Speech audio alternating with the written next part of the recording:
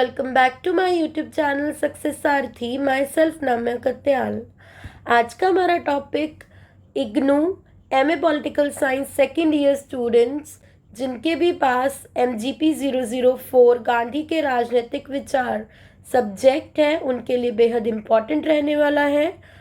आज हम इस सब्जेक्ट का महात्मा गांधी का ट्रस्टीशिप का सिद्धांत टॉपिक डिस्कस करने वाले हैं, जो कि हर साल पूछा जाता है एग्जाम में।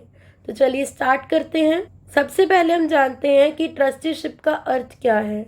ट्रस्टीशिप का हिंदी अनुवाद न्यासिता होता है। ट्रस्टीशिप का अर्थ है थातीदारी अर्थात धरोहर। महात्मा गांधी के ट्रस्टीशिप के सिद्धांत से प्रेरित होकर स्वतंत्रता प्राप्ति के पश्चात समाज सुधारक विनोबा भावे द्वारा भूदान आंदोलन शुरू किया गया था। इस आंदोलन में गरीब किसानों और भूमिहीन किसानों की मदद की गई थी। ये किसके विचार से प्रेरित होकर लिया गया था? महात्मा गांधी के ट्रस्टीशिप के सिद्धांत से। भूदान आंदोलन पर मैं ऑलरेडी वीडियो अपलोड कर चुकी हूँ। जिसने नहीं देखी है मैं लिंक डिस्क्रिप्शन बॉक्स में प्रोवाइड कर दूंगी, वो देख सकते हैं। महात्मा गांधी का ट्रस्टीशिप का सिद्धांत गांधीवादी विचारधारा के मुख्य रूप से 4 उपागम हैं, जिनमें से ट्रस्टीशिप एक है। इनके कुल 4 उपागम हैं: सत्य, अहिंसा, स्वावलंबन, ट्रस्टीशिप। महात्मा गांधी द्वारा सबसे पहले ट्रस्टीशिप का सिद्धांत 1903 में दक्षिण अफ्रीका में दिया गया। यह सिद्धांत सामाजिक और आर्थिक दर्शन है। महात्मा गांधी का यह सिद्धांत अमीर व्यक्तियों को ऐसा माध्यम प्रदान करता है जिसकी सहायता से वह गरीब और असहाय जरूरतमंद व्यक्तियों की मदद कर सकते हैं। महात्मा गांधी का यह सिद्धांत आध्यात्मिक विकास का दर्शन है। गांधी जी का यह सिद्धांत भगवत गीता पर आधारित है, अर्थात गांधी जी का ये जो विचार है वो उनमें भगवत गीता के अध्ययन से विकसित हुआ। महात्मा गांधी का ट्रस्टीशिप का सिद्धांत पूंजीपति वर्ग को बदलने का अवसर प्रदान करता है। ट्रस्टीशिप के द्वारा गांधी अमीर और गरीब के बीच में विद्यमान खाई को मिटाना चाहते हैं, उनके बीच की असमानता को दूर करना चाहते हैं। जो महात्मा गांधी हैं वो अपने ट्रस्टीशिप के अनुसार पूंजीवाद और साम्यवाद 2 विचारधाराओं की बुराइयों को दूर करने का प्रयास करते हैं। जो पूंजीवादी विचारधारा है वे पूंजी और पूंजीवादियों को महत्व यानी कि अमीरों को महत्व प्रदान करती है, और जो साम्यवादी विचारधारा है वह जनसाधारण, श्रमिक वर्ग और उनके श्रम को महत्व प्रदान करती है। यह दोनों ही विचारधाराएं, यह दोनों ही सिद्धांत एक दूसरे के विलोम हैं, जो संघर्ष और युद्ध की बात करते हैं और असमानता में बढ़ोतरी करते हैं। इस प्रकार की असमानता और संघर्ष भरी स्थिति में गांधी के सपनों का भारत कहीं फीका और धुंधला सा पड़ जाता है। गांधी अपने ट्रस्टीशिप के सिद्धांत के माध्यम से देश में आर्थिक समानता स्थापित करना चाहते हैं और भारत को एक स्वशासित और लोकतांत्रिक देश के रूप में देखना चाहते थे। महात्मा गांधी का मानना था कि संपत्ति का असली मालिक पूंजीपति वर्ग अर्थात पैसे वाले लोग, अमीर लोग नहीं होते, बल्कि पूंजी पर, संपत्ति पर सभी व्यक्तियों का, संपूर्ण समाज का समान रूप से अधिकार होता है।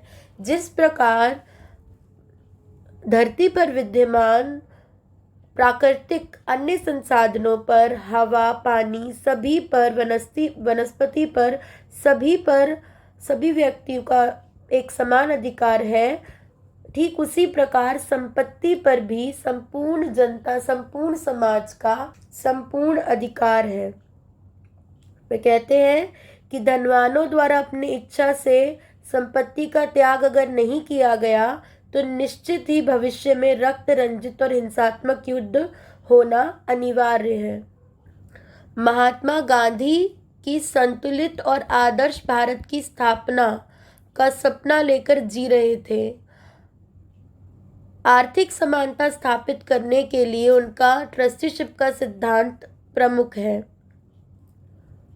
वह एक व्यक्ति की कमाई केवल उसी व्यक्ति तक सीमित नहीं बल्कि संपूर्ण समाज के सभी लोगों पर उसका अधिकार मानते हैं। महात्मा गांधी का ट्रस्टीशिप के संबंध में अथवा आर्थिक स्थिति को मजबूत बनाने के पक्ष में यह मत था कि फिजूल खर्ची व्यक्ति को नहीं करनी चाहिए। व्यक्ति को उतना ही खर्च करना चाहिए जितना उसकी आवश्यकताओं को, न्यूनतम आवश्यकताओं को पूर्ण करने हेतु अनिवार्य है। सादगी का जीवन व्यतीत करना चाहिए।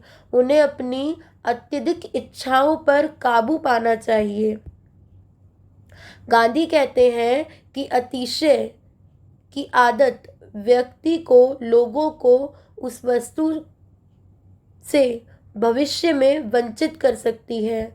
गांधी कहते हैं कि हमारे पास आवश्यकता को पूरा करने के पश्चात जो कुछ भी धन संसाधन बच जाते हैं उन्हें हमें अवश्य ही ज़रूरतमंदों में दान के रूप में दे देना चाहिए ताकि वह इन वस्तुओं से वंचित ना रहे। वह कहते हैं कि जब मनुष्य खुद को एक सामाजिक व्यक्ति समझेगा तभी कमाई में शुद्धता आएगी। अर्थात व्यक्ति जब समाज हेतु कमाएगा, समाज हेतु खर्च करेगा, तभी सामाजिक कल्याण की भावना से समाज ओत-प्रोत होगा और कमाई में शुद्धता आएगी। सामाजिक कल्याण और कमाई में शुद्धता के कारण ही हमारा समाज अहिंसक बन पाएगा। महात्मा गांधी का ट्रस्टीशिप का विचार एक गतिशील विचारधारा है। गांधी ने अपनी पत्रिका हरिजन, जो बहुत फेमस हुई, उसमें लिखा है कि मान लीजिए मेरे पास व्यापार उद्योग द्वारा अर्जित किया गया धन जमा हो जाता है तो मुझे यह जानना चाहिए कि वह सारा धन मेरा नहीं है। उसमें से मेरा उतना ही है जितना सम्मानजनक जीवन जीने हेतु अति आवश्यक है। उस अवस्था में शेष धन का उपयोग अन्य लोग भी कर सकें, इससे बेहतर मेरे लिए और कुछ नहीं होगा। मुझे यह स्वीकार कर लेना चाहिए कि शेष धन संपूर्ण समुदाय का है, अतएव उसका उपयोग सामुदायिक कल्याण हेतु किया जाना चाहिए। महात्मा गांधी के ट्रस्टीशिप के सिद्धांत की आलोचनाएं। महात्मा गांधी के ट्रस्टीशिप सिद्धांत की आलोचना उनके अन्य सिद्धांतों की तुलना में अधिक हुई। पूंजीवादी विचारकों एवं साम्यवादी विचारकों के दोनों के ही द्वारा इसकी आलोचना की गई, क्योंकि महात्मा गांधी ने इस सिद्धांत में दोनों के ही बारे में बात की है। इसे उन्होंने अव्यवहारवादी सिद्धांत माना है। पूंजीवादी और साम्यवाद के अलावा अन्य विचारकों ने भी इसकी आलोचना की है, जो कि निम्नलिखित है। सबसे पहला, गांधी का ट्रस्टीशिप का सिद्धांत केवल स्वप्न लोक में ही सिद्ध हो सकता है, अर्थात यह मनुष्य की प्रवृत्ति के बिल्कुल विपरीत है, यानी कि यह सिद्धांत सामान्य जीवन में लागू करने हेतु सक्षम नहीं है। यह एक अव्यावहारिक सिद्धांत है। महात्मा गांधी द्वारा ट्रस्टीशिप के सिद्धांत में पूंजीपतियों की कमियों पर पर्दा किया है। इसके अलावा कुछ आलोचकों का कहना है कि साम्यवादी अधिनायक तंत्र का उन्होंने समर्थन किया है। साम्यवादी अधिनायक तंत्र, साम्यवादी शासन व्यवस्था के उदय में एक दलीय व्यवस्था की स्थापना होती है। मुख्य रूप से अधिनायक तंत्र की विशेषताएं क्या क्या होती हैं मैं बता देती हूँ। साम्यवादी अधिनायक तंत्र की विशेषताएं, सबसे पहले ये हिंसा और शक्ति में विश्वास करता है।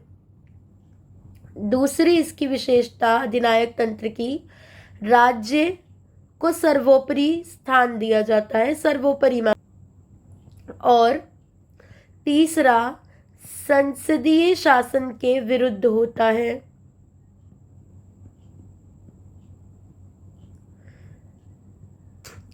चौथा निरंकुश होता है। पांचवा मौलिक अधिकार और स्वतंत्रता का अंत।